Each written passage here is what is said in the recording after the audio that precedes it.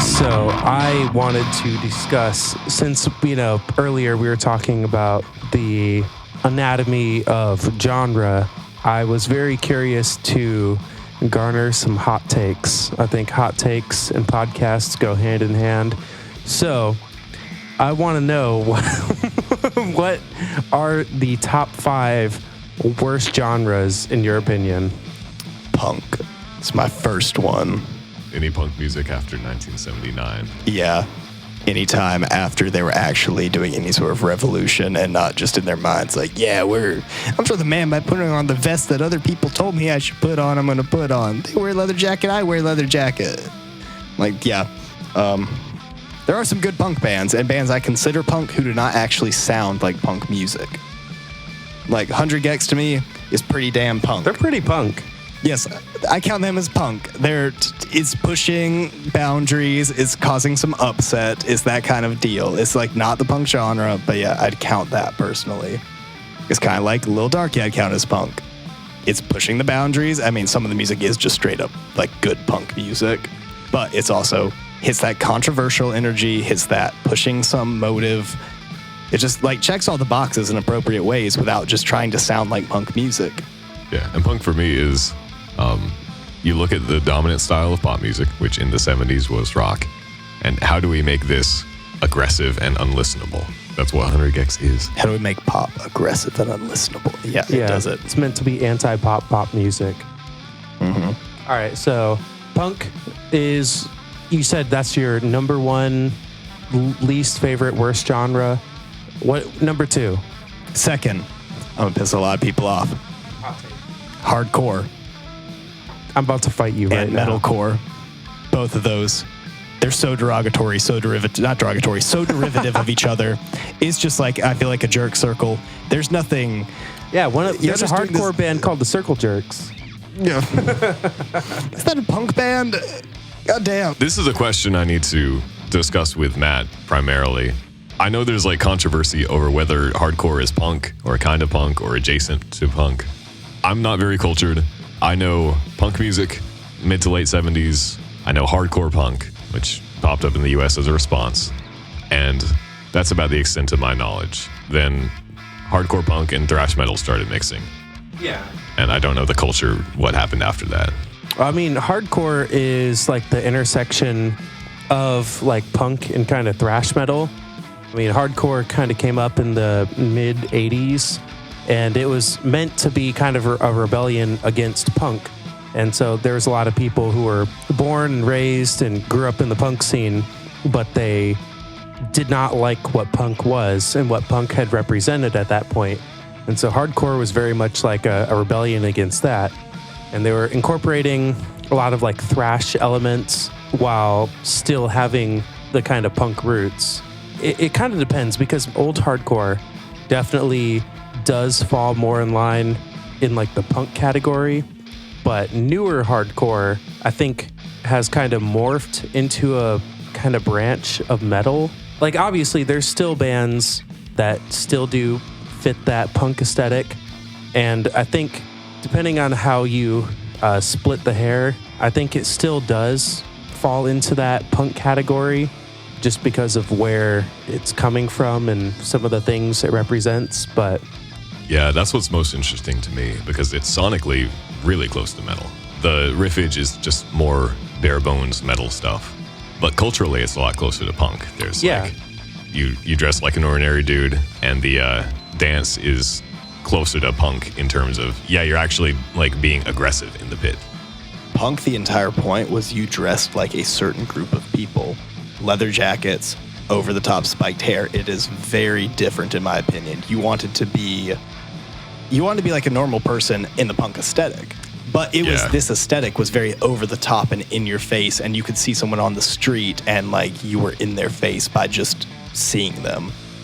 And that's one of my big issues and like differences. And that's the other major, I guess, problem for punk today is in the 70s and the 80s, countercultures still existed. But now in the internet age, there are subcultures, but it's a lot more expansive. It's not like you have this underground network that's riding below mainstream culture. Everything's mainstream. Yeah. You just have to find the right rivers to get that stream. Like, Yeah, you can find and plug into any culture on the internet.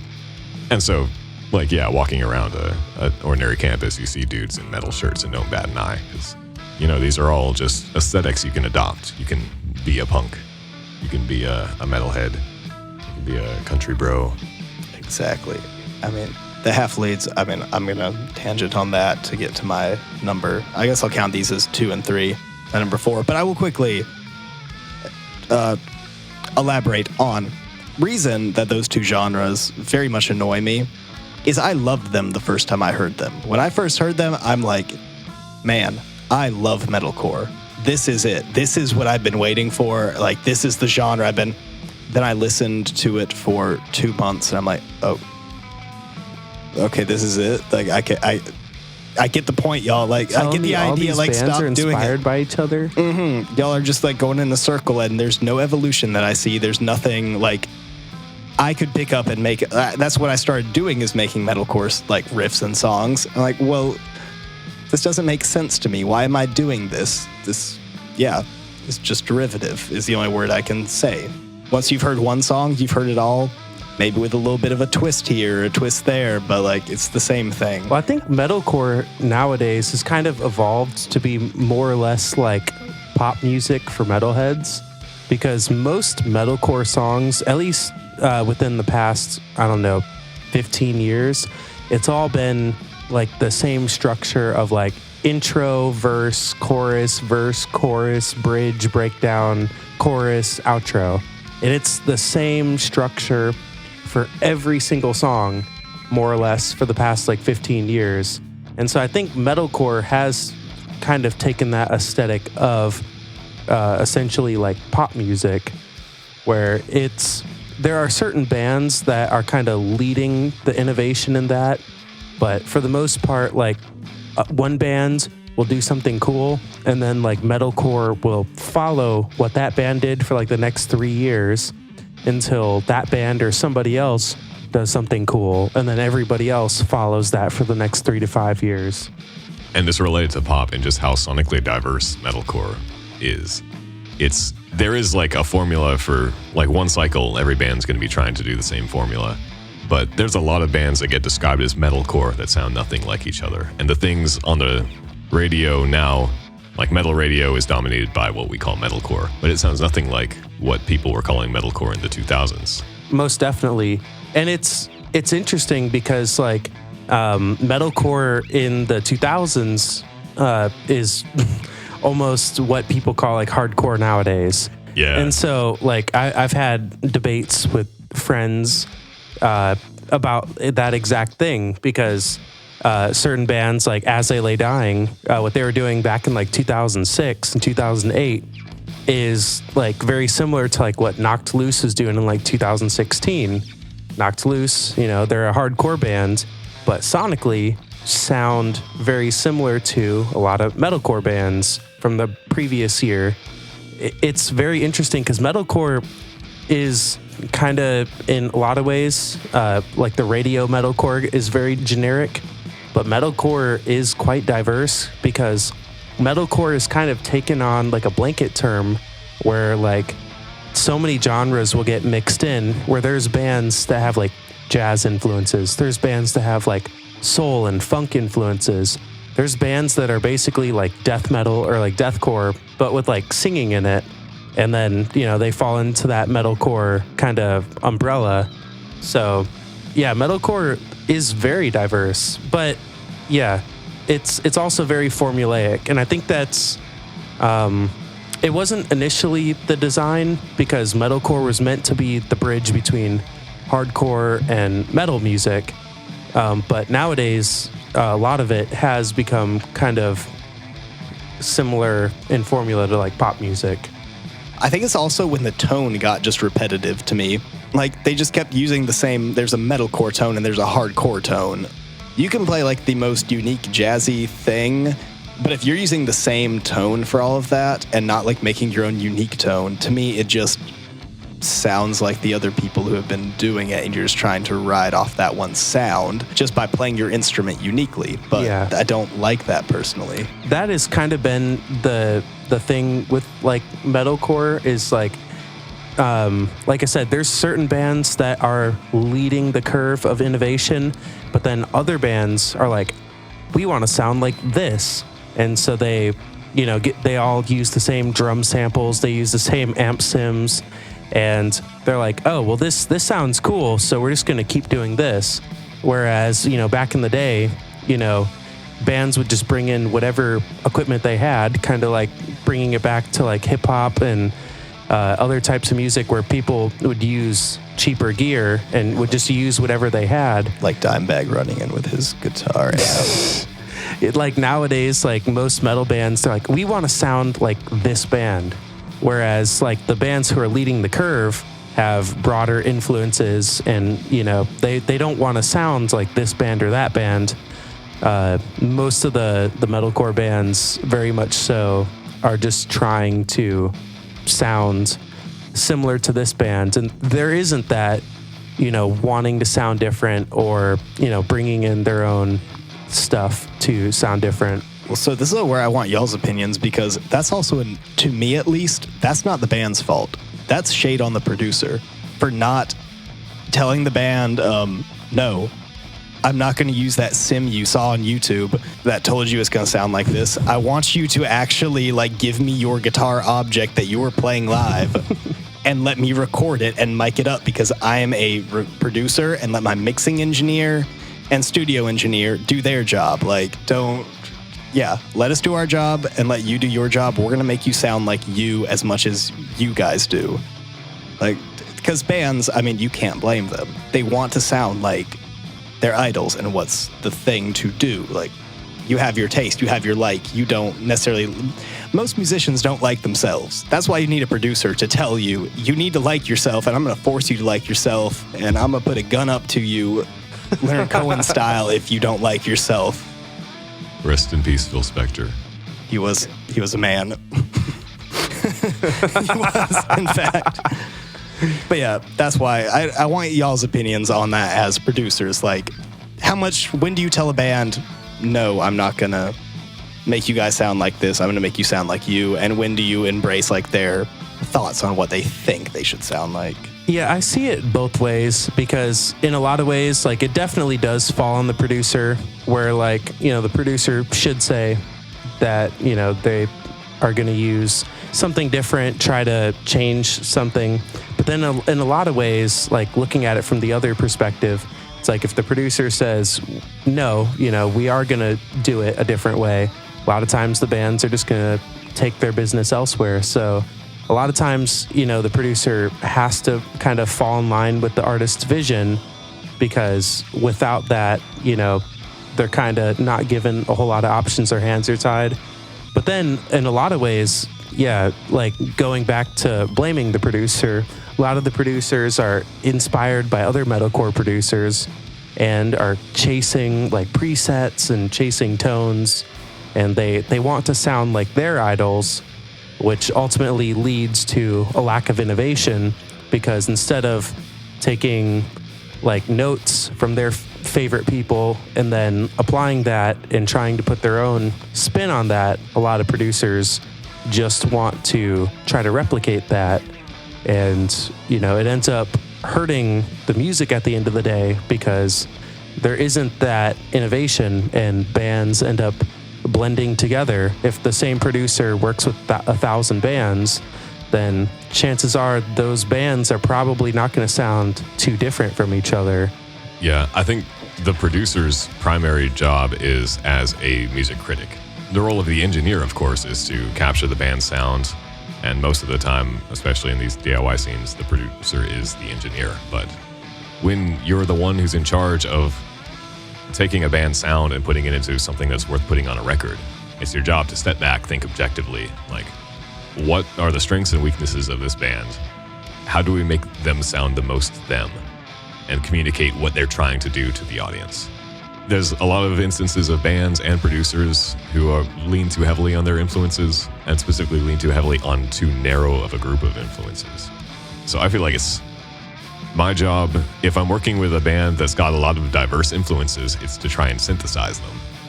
Really try to dig into their minds. What do they like? Because it's easy to say, I like these things. I hear these things on the radio. I want to go for this sound. But everyone who listens to music, they usually listen to music very thoughtfully and critically, even if they don't necessarily translate it into language very well. There's a lot of artists who don't know how to talk about music and don't know how to express themselves. All right, so we have punk, hardcore, metalcore. What two genres do we have after that? We're still talking overrated, right? We're talking overrated or just personal least favorite. It's all subjective. Well, so this one I dislike, and again, for the similar reason, I dislike the others. I like all these genres, I'm saying. It's just conceptually, a lot of the ways they've been being done and the way people hyping them up annoy me a lot. Top 10 chart country music type stuff. I love a lot of these songs. Not love. I enjoy. I mean, because yes, none of these songs someone can love. That's the purpose. They're not meant to be loved. They're meant to be enjoyed. I enjoy most of these songs. It is just blatantly obvious to me how formulaic it is. And it's not even a secret as to how formulaic it is. It is the purpose of it. That's what the entire industry is built off of, which is why I can't be annoyed at it, because I respect it. They're doing exactly what they blatantly say they're doing. It just concerns me how many people listen to it ambiently and not realizing how inauthentic any of it is. And how deep a lot of people take it. Not realizing it is a group of people who sit down in a room around a table and compose these songs. It is not coming from someone's heart. None of this is coming from anyone's heart. It's coming from their checks that they're getting from the labels and the funds they're getting to do it and the fact they need to pay off their house. So they need to write a song now that people are going to listen to. It's blatantly obvious in all of it, but no one pays attention. And in 5 years, it's all going to be done by artificial intelligence. Exactly. It's literally the archetype of a thing that can be taken over by AI.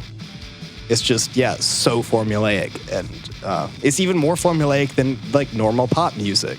There's at least diversity in normal pop music, but the only people doing good country music now are female country artists. Yeah. The male dudes are just talking about the same thing over and over and over again. And that's because female country artists historically get the short end of the stick because basically redneck frat bro is the current thing. There's been a lot of controversy over female artists get very little radio play, and industry executives have made statements that, this isn't what people want to hear.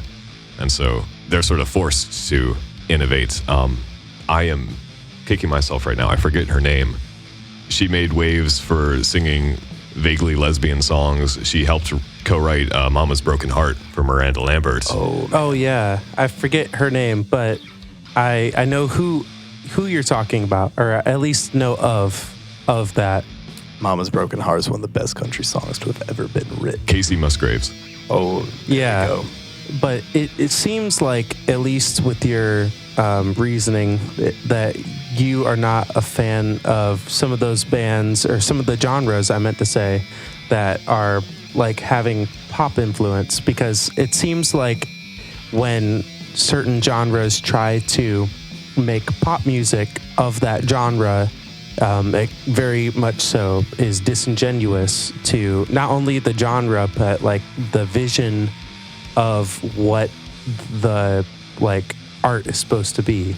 Yeah, with the country music specifically, we lost the actual anybody who grew up in the South energy. There are no farmers who sat on their porch plucking their instrument, writing ditties, who are now dropping things. I mean, not that we had that before, because you had to do a certain amount of stuff to get in show business. Not necessarily. There's definitely examples of that in the past. I mean, there is definitely. And I mean, there are also very obscure versions of that now. It's not as common. It's just they're not getting the radio play like a Johnny Cash would. Yeah. Not saying I like his music, but Oliver Anthony, I think, is one of those examples of just a normal dude who wrote some music that resonated with a lot of people. And he seems like one of those guys who was like a normal guy who is very like devoted in his convictions. And I think like at the heart of it, a lot of his music is more like country than most of the actual country that comes out. Yeah, most of the best country musicians nowadays are not getting momentum in country industries because the country industry is now a full-fledged pop industry. The country industry is the same as the metal industry. It's a pop industry. Yeah, most definitely. It's the same as every industry because we live in an internet culture where there is no counterculture. There's only a mainstream segmented into different demographics. It's redneck pop music. Yeah. I mean, when I think of country artists, most of them are in indie music, indie in the proper sense of like, it's not formally attached to any industry. Yeah. They're just people with soul, usually who come from the South or rural areas in general, who just have something to say that resonates. Dead South with all of their songs. That's a true country band. Dead South is a lot of fun. They're Canadian and they work the Southern Gothic aesthetic perfectly. Because the Canucks know what they're doing, which is funny because up there is one of the main like demographics for country music. Most people I know in Canada, country music is their genre. It's surprising because like, yeah, I have similar experiences to that. Like my family being from Illinois, like with those types of people, like country music is the prevalent type of music, but it's not like the standard country music that is played on the radio nowadays. It's very much more of that kind of like indie style of country, like you mentioned earlier. Country used to be like outlaw music. I mean, if you think about like John Prine, like and stuff like that, like it was very much like counterculture, and in similar ways to like counterculture music in rock and roll. They're talking about issues that are pressing at the time, like Johnny Cash, Folsom Prison Blues. Like, I mean, that was talking about like the prison industrial complex. And I mean, John Prine wrote quite a few songs talking about like, the issues of the time. That to me embodies what country should be, or like what it historically stood for. And nowadays, that's not as popular with that demographic of people who listen to that type of music. They want music that's relatively safe to what they already believe and stuff like that. So the same type of like outlaw country that challenges certain beliefs, it's not popular nowadays. Well, and that's the thing about country music that has been lost, and same with hip hop, which, as one of my professors talked about, country at its root and hip hop at its root are the same thing. They're a group of people who are disenfranchised, who are down bad and ignored by the government, if not oppressed by them.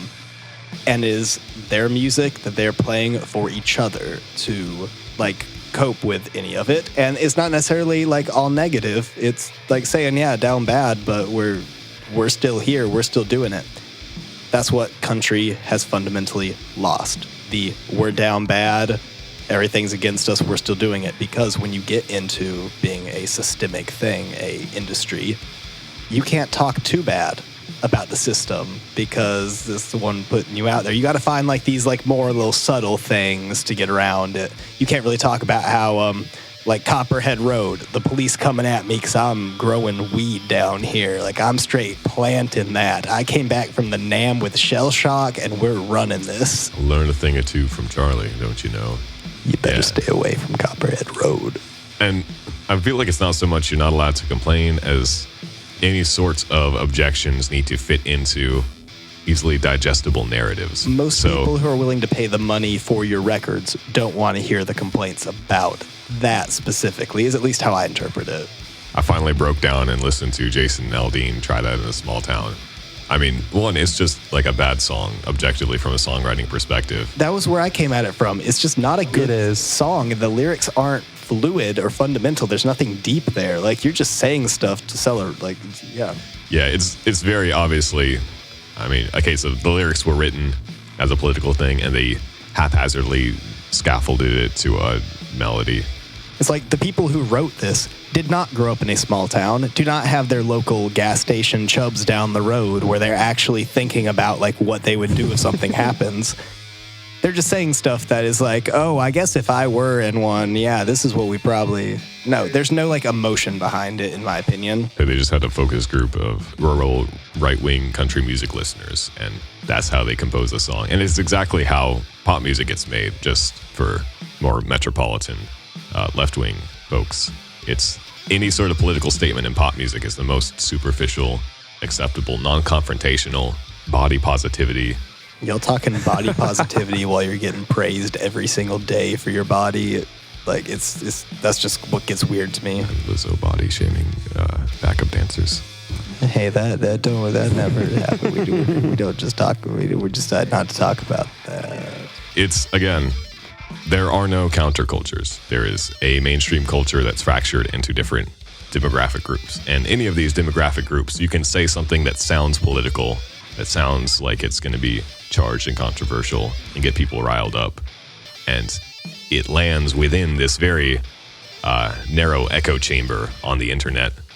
I mean, yeah, Jason Aldean made waves because the stuff gets around, but nobody who listens to Jason Aldean cares about that. They just got riled up because, yeah, this sounds like a statement of meaning. You saying what we're all thinking. Because we literally focus tested folks from your age, geographic, political demographics.